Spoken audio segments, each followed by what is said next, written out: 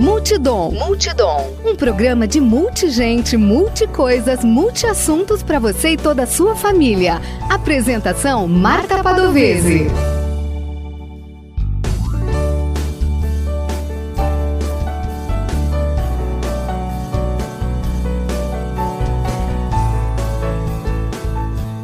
Olá! Eu sou Marta Padovese e apresento o programa Multidom na Rádio Webdom.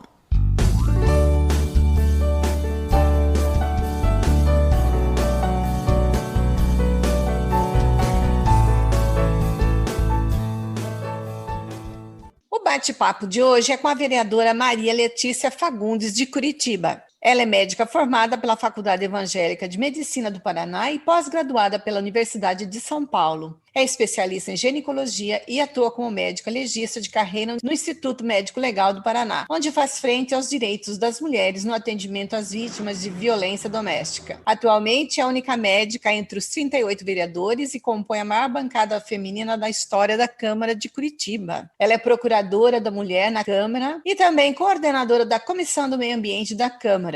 Saúde, direitos humanos, meio ambiente e direito da mulher são as causas mobilizadoras do mandato como vereadora. E dentro desse contexto, prioriza o enfrentamento à violência contra a mulher com um olhar específico para seus direitos e de seus filhos. Também é fundadora da ONG Mais Marias, organização que surgiu a partir da campanha de combate à violência contra as mulheres da Associação dos Médicos Legistas do Paraná. Olá, vereadora Maria Letícia, tudo bem? Tudo ótimo, quero dizer que é uma honra, estou muito feliz de participar do programa, falar de temas para mim tão importantes, né? A história da minha vida, a gente vai tratar aqui das pautas que me movem ao longo da vida, como mulher, como médica e atualmente como vereadora na cidade de Curitiba. Então, muito obrigada pela oportunidade. Eu que agradeço, um currículo desse aqui no Multidom é uma honra mesmo. E há quanto tempo você está na política?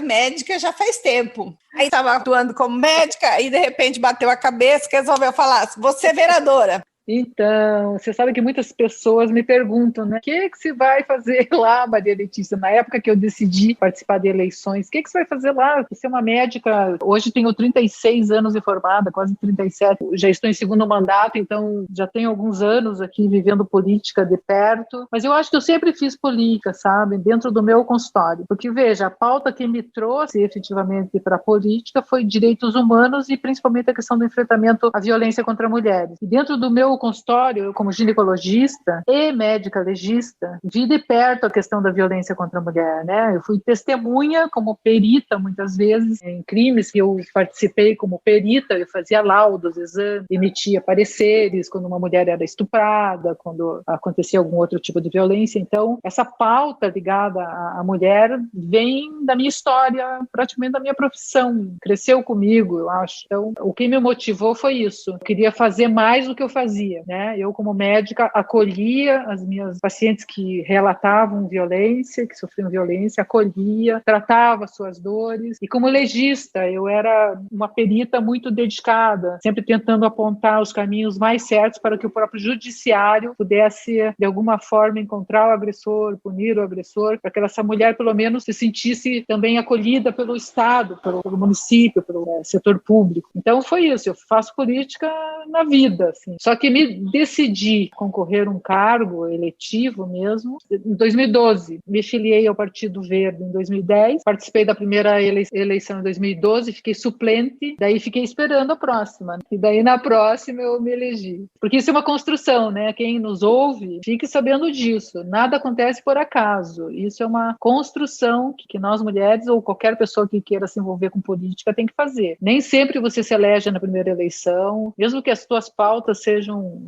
excelentes, o seu trabalho seja maravilhoso, mas é preciso ter uma certa experiência, que são os aspectos mais facilitadores assim, para você acabar se elegendo. E foi isso. Você ainda é legista?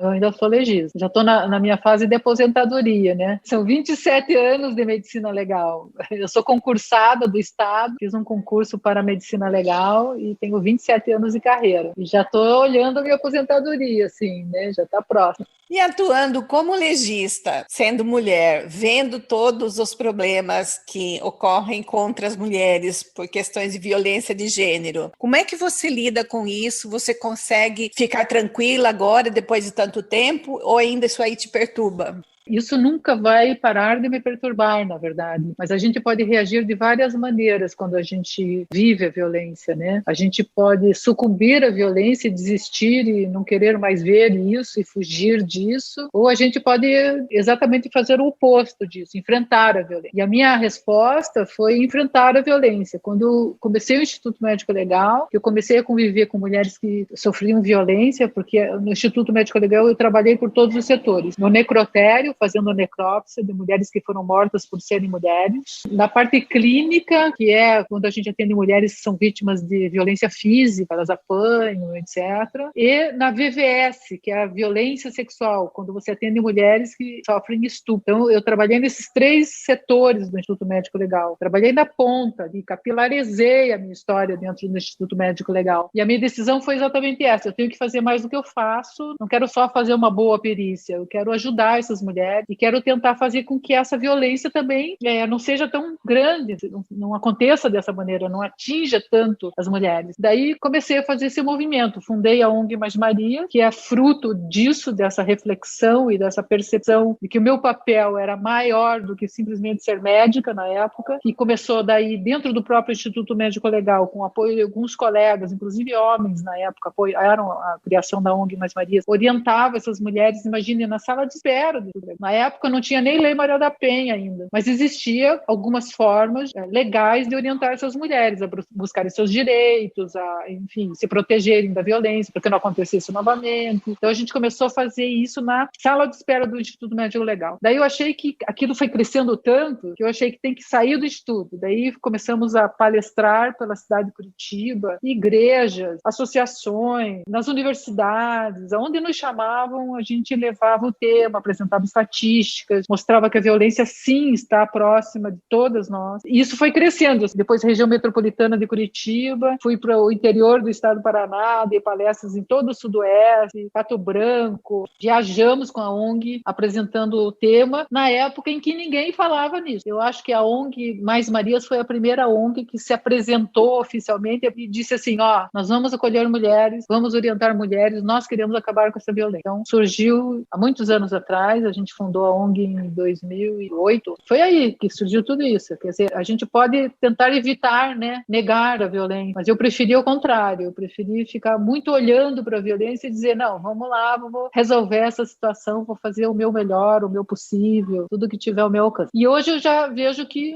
muda um pouco esse cenário. Você não concorda comigo? Tem muitas mulheres já comprometidas com a pauta, já melhorou muito. Ah, sim, tem muita mulher, não só mulher, tem homens comprometidos com isso. Isso até me alegra, porque eu me lembro aí muito tempo atrás, há uns 20 anos atrás mais ou menos, que se você falasse algo sobre a violência doméstica que a mulher tivesse sofrido, você era enxerida, você era xereta. A gente não deveria se meter no assunto. E hoje, ainda bem que as pessoas enxergam isso de outra maneira e veem como é o certo mesmo, é a denúncia, é se importar. A gente não é enxerida quando a gente faz a denúncia, pelo contrário, a gente vai ajudar mesmo. Hoje a lei permite, né, que a denúncia também parta não somente da vítima, né, isso já é uma coisa que foi legalizada, um desejo, penso eu, das pessoas que fazem parte desse movimento todo. E eu nunca vi tanta consciência e tanto compromisso das mulheres com esta pauta como eu vejo hoje. Então eu consigo fazer um comparativo, porque imagine, eu tenho 27 anos de Instituto Médico Legal, desde o início da minha carreira eu já estava comprometida com isso e falava nisso, e hoje eu vejo bons resultados.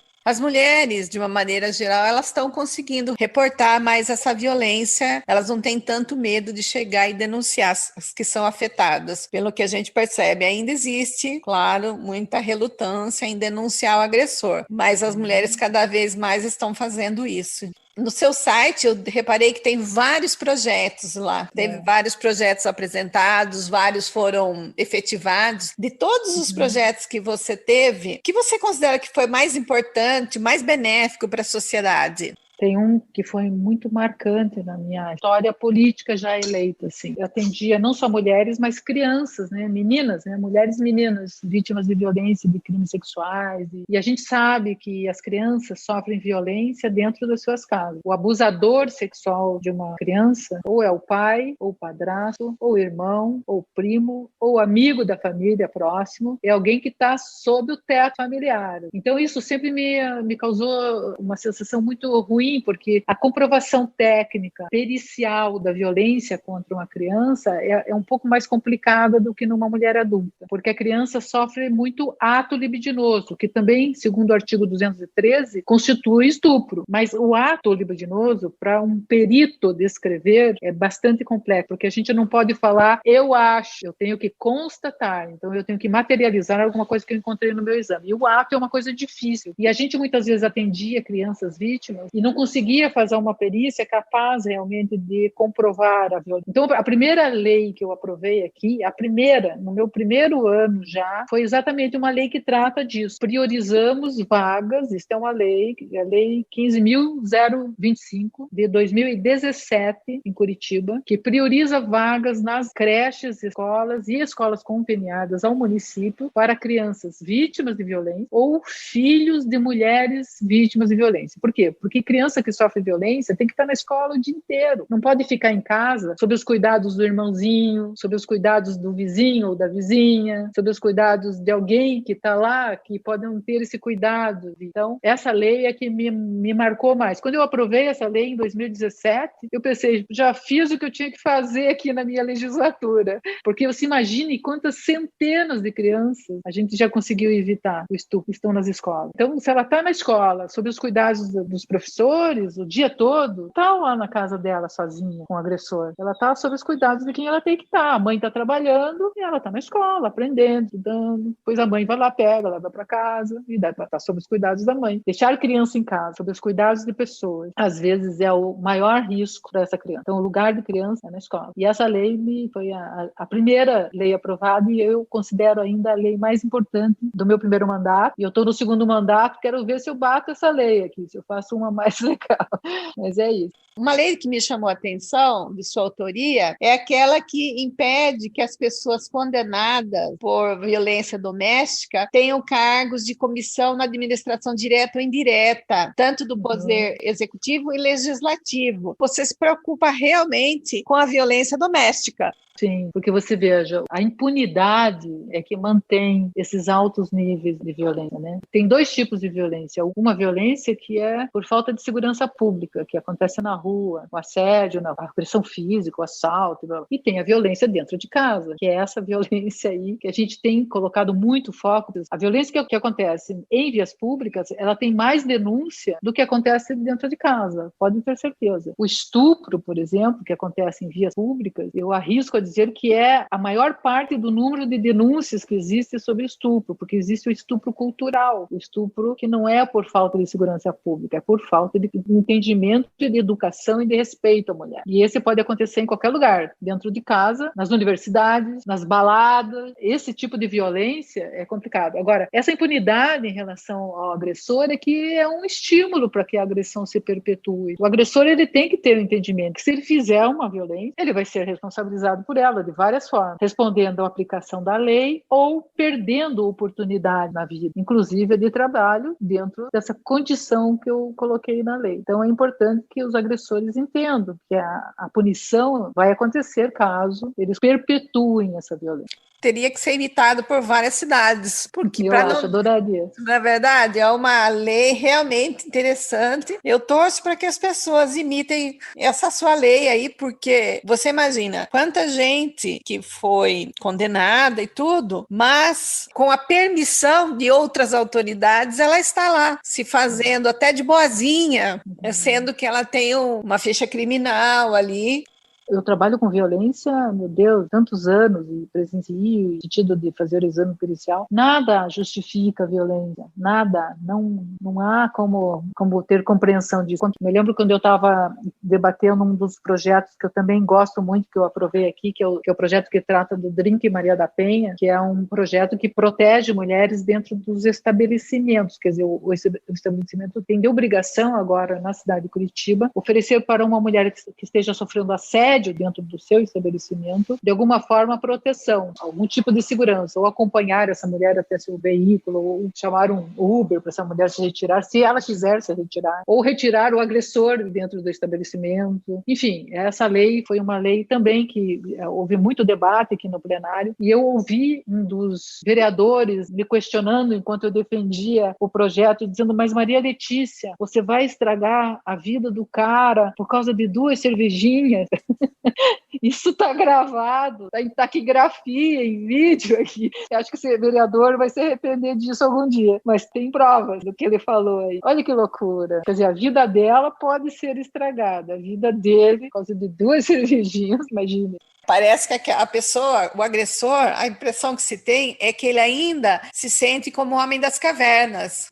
Porque naquela época, sim, realmente, era pegar mesmo a mulher. Sim, puxar pelos cabelos. Puxar pelos cabelos, mas lá na época das cavernas. Quer dizer que o homem de hoje ainda é o homem das cavernas? Só porque ele toma 2 cervejinhas, ele já libera o homem das cavernas que existe dentro dele? Então, não dá para aceitar isso. Isso eu ouvi de um legislador, um homem que faz lei, pensa só, né? Daí a questão da mulher está em minoria na política, né? Nós aqui em Curitiba somos 8 mulheres de um total de 38 vereadores e vereadoras. Então, 8 para 30. Essa é a diferença que acontece aqui na Câmara Municipal. Então, projetos como esse são complicados de tramitar nas comissões, porque nem todas as comissões têm mulher, somos tão minoria que nem todas as comissões possuem uma mulher. Então, para tramitar, a gente às vezes enfrenta muitas dificuldades, arquivamento do projeto, devolução para o autor mudar alguma coisa que eles não concordam. E no plenário, no dia da defesa do projeto, a gente enfrenta as feras pessoalmente, daí é 1 a 1, sou eu e eles. Você ouve o programa Multidom, apresentação de Marta Padovese. O bate-papo de hoje é com a vereadora de Curitiba, Maria Letícia Fagundes. Você tem alguma resistência na política por questões de gênero? Mas, meu Deus do céu, tudo que uma mulher sofre, todo tipo de misoginia que a mulher enfrenta no seu dia a dia, independente de ser eleita ou não, no seu dia a dia, eu enfrento como mulher eleita. E olha, te digo de certeza, essa violência que eu sofro aqui, essa violência política que eu sofro dentro da Câmara Municipal de Curitiba, não tem partido, não é de direita, nem de esquerda, nem de centro. O perfil de todos os vereadores, de um modo geral, apresentam alguma tendência a fazer essas resistências naturalmente a projetos apresentados por mulheres, não somente meus projetos, ou algumas dificuldades que a gente enfrenta em relação a posicionamento junto do plenário, não somente projetos. Então, quando a gente está debatendo até pautas que não são do meu mandato, temas são ligados a outras situações, a gente enfrenta dificuldade aqui. Vou te dar um exemplo também. Nós estamos online, home office, trabalhando, né? Já estivemos no híbrido, daí piorou a pandemia, voltamos para o home office e tal, e agora a gente está todo mundo em home office. Eu estava me manifestando em home office, cortaram meu microfone, me deixaram falando sem áudio. Daí é simples assim, e daí, sabe que alguém fez alguma coisa? Não, ninguém fez nada. Ninguém se manifestou, ninguém disse, puxa, presidente, devolva a fala para a vereadora. Não, simplesmente desligaram meu microfone. É um tipo de violência que passa muitas vezes desapercebida. Cortou o microfone e passou a fala para outra pessoa. É uma violência, para mim, tão evidente, mas para as outras pessoas não é tão evidente, porque faz parte do jogo, né? Se você é oposição dentro da Câmara, a base vai cortar teu microfone quando você estiver falando, mesmo que você esteja falando a coisa mais certa e justa do mundo. Sofri isso, publicizei isso, porque a gente, quando sofre violência, a gente não tem que ter vergonha de sofrer violência. Quem tem que ter vergonha é quem cometeu a violência. Então, eu levei isso para debate, publicizei isso, estou tentando apontar para as pessoas que mulheres políticas só sofrem violência da mesma forma que mulheres que não estão envolvidas diretamente em política como eu estou. E já vi outras vereadoras passando por isso aqui na Câmara também. Não fui a única, não. Você considera, então, que essa violência por questões de gênero, por ser mulher, elas estão enraizadas dentro de qualquer camada social, qualquer camada profissional? Aí não tem diferença? Ou ela é mais forte, mais viva em camadas sociais consideradas mais baixos? Ou profissionais que não têm um grande poder aquisitivo? Ou você acha que é tudo igual? Contra a mulher é igual. Você sabe que os homens são mais camaradas entre eles, né? Eles têm uma coisa de confraria ali, passam o pano um no outro. Quando eu comecei o meu primeiro mandato, o meu desenho, né? Médica, então eu tenho o 3º grau, sou pós-graduada, sou branca, então médica, branca, eu me considero classe média, então eu vim dentro de uma condição de conservadorismo, né? Eu li que eles tinham essa sensação, não, mas ela é conservadora, ela é doutora, ela não vai manifestar nada que a gente possa julgar que não é legal. Quando eu comecei a me manifestar, que eu me coloquei dentro de um perfil mais progressista da política, nossa, não adianta ter pós-graduação, não funciona. Não é isso que segura a violência aqui. A violência vai existir sempre, inclusive nas mulheres que compactuam com os violadores, porque muitas mulheres, infelizmente, elas aceitam a violência como uma coisa cultural, né, que se perpetuou ao longo dessa história de machismo do nosso país. Dentro de uma Câmara Municipal não cabe, por exemplo, elogios à sua silhueta, se você está linda, se você está acima do peso, abaixo do peso, se a sua roupa está legal. Isso não cabe, nós somos políticos e temos que debater temáticas aqui relativas à política. E esse tipo de coisa eu já considero até um certo afronto para as mulheres políticas, que às vezes tem que se submeter a esses comentários machistas, assim, para tentar estabelecer uma relação mais cordial, digamos assim. Eu acho isso tudo assédio. Ouvir de alguém algum elogio, como você está linda hoje, ou, infelizmente, termos que não são nem muito elegantes de serem manifestados, isso é assediar essas mulheres, né? Então, a gente tem que estar muito atenta a essa situação, assim, sabe? Fundamentalmente, o respeito pelas mulheres já vem disso. Diga que eu sou, entendeu? Eu vou ficar ofendida se alguém disser que eu sou burra, que eu não estudo, que eu não tenho competência.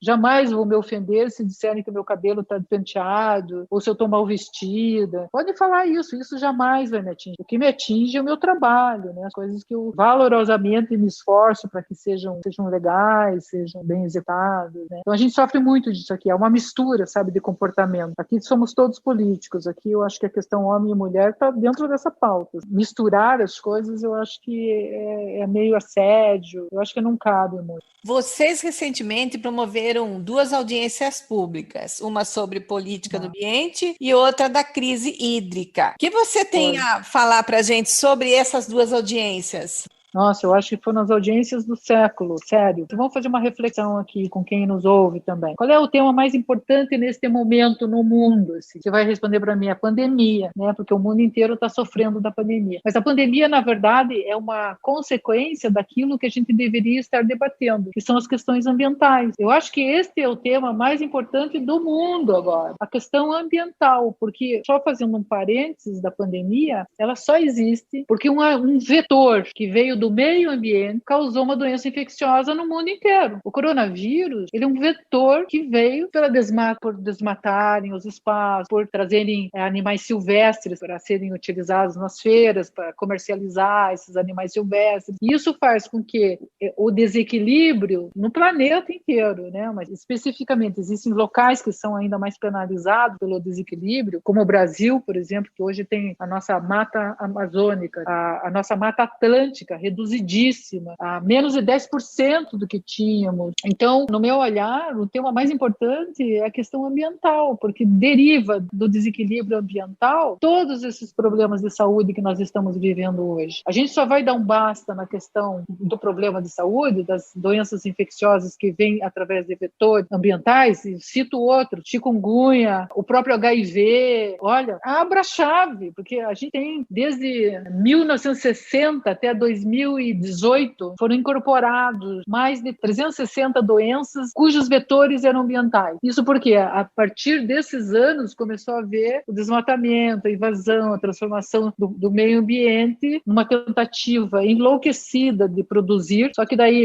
a gente gera a tecnologia, gera o capital, mas a gente paga um preço alto por isso. E um desses preços que a gente paga é esse desequilíbrio que causa hoje, por exemplo, o coronavírus, que está matando o mundo inteiro. Então, por isso que essas duas audiências públicas, no meu entendimento, foram as mais importantes que a gente fez aqui na Câmara Municipal. Eu acho que a Comissão de Meio Ambiente é a comissão mais importante nesse momento aqui, porque nós discutimos 2 projetos. Na primeira audiência pública, um projeto de reforma do sistema todo de proteção, sustentabilidade e de recuperação de Curitiba, do ponto de vista ambiental, que era uma lei que tinha desde 1930 e 33 e que precisava, portanto, ser substituída, atualizada, modernizada, porque depois dessa lei surgiram outras leis especificamente, assim, para tratar de diversos pontos, mas em conjunto essa lei precisaria sofrer essa mudança. E nós fizemos isso, temos várias sugestões para a Secretaria do Meio Ambiente, abrimos um debate com a comunidade também, porque a gente não pode entender as coisas sem a opinião das pessoas que vivem, né, na cidade. Então nós ampliamos muito esse debate e estamos tratando dessa lei já em parceria, digamos assim, da Comissão de Meio Ambiente com a Secretaria Municipal de Meio Ambiente. Já deu certo, foi acolhida pela nossa secretária Marilza e está indo muito bem. E a segunda foi a crise hídrica. A crise hídrica está matando as pessoas aqui em Curitiba e região metropolitana, né? Os nossos mananciais estão sendo destruídos pelo desmatamento. A Serra do Mar, que é a nossa principal fonte de água, está sendo desmatada todo dia. Esses licenciamentos ambientais questionáveis que a gente vê todos os dias serem liberados, é isso que está causando a crise hídrica. Não é a falta da chuva, porque a falta da chuva está acontecendo porque não tem manancial já, porque não tem chuva. Por que não tem chuva? Porque tem muito CO2, o excesso de CO2 impede a precipitação. Então, é um círculo que a gente tem que quebrar. E a crise hídrica também é uma consequência desse desequilíbrio que a gente vê acontecer. Então, eu acho que o foco, e o meu segundo mandato está muito agora ligado a isso, é a questão ambiental. Porque eu sou médica, né? Quando eu falo de meio ambiente, estou falando de saúde. A saúde das pessoas sofre prejuízo quando a saúde do meio ambiente sofre prejuízo, né? Questões dos orgânicos, do uso de agrotóxicos. Então, olha, a gente ia ficar aqui a semana falando, não seriam 3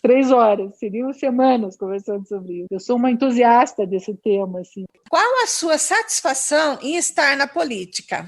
Eu tenho obtido bons resultados. Eu te digo que eu vou deixar na memória dos curitibanos algumas boas coisas, porque de base eu imagino que aconteça com outras pessoas, mas eu sempre penso todo dia quando eu acordo, hoje eu vou fazer alguma coisa legal para esse mundo melhorar. Todo dia eu penso nisso, porque a vida para mim tem que ter algum sentido. E a vida não era só trabalhar, ganhar uma grana, comprar alguma coisa, trabalhar, ganhar uma grana e viajar. A vida tinha que ter outro sentido. Tinha que ter um sentido de transformação, de participação. A vida tem que ser colaborativa. E isso eu faço na política. Muito mais do que eu fazia como médica no meu consultório. Eu tenho certeza que como médica também, tenho certeza que essa minha caminhada dentro da medicina me trouxe onde eu estou hoje. Mas hoje, como vereadora, eu amplio muito o meu horizonte de ação. E eu tenho, com certeza, trazido algumas boas transformações para a cidade de Curitiba e, quem sabe, até para pessoas que conhecem o meu trabalho, que de repente entendam que o que a gente faz aqui pode acontecer em outros espaços, em outras cidades. A gente tem que pensar que o horizonte é muito lá na frente, né? E que a gente não pode perder esse olhar. Eu estou feliz com o trabalho que eu faço.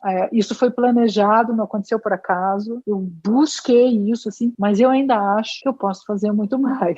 Tenho certeza que você pode fazer muito. Eu agradeço, então, a vereadora de Curitiba, Maria Letícia Fagundes, pelo bate-papo aqui no programa Multidom. Obrigada, Maria Letícia, pelo seu tempo, sua disponibilidade em bater um papo com a gente. Poxa, eu que agradeço, desejo sucesso. Mais do que um prazer, foi uma honra estar aqui conversando com você. E é isso que eu desejo, que a gente mantenha vínculos, que a gente de vez em quando se fale, troque boas ideias, sugestões. E vamos seguindo a vida, né? É isso aí. Até uma próxima. Beijo grande para você. Obrigada.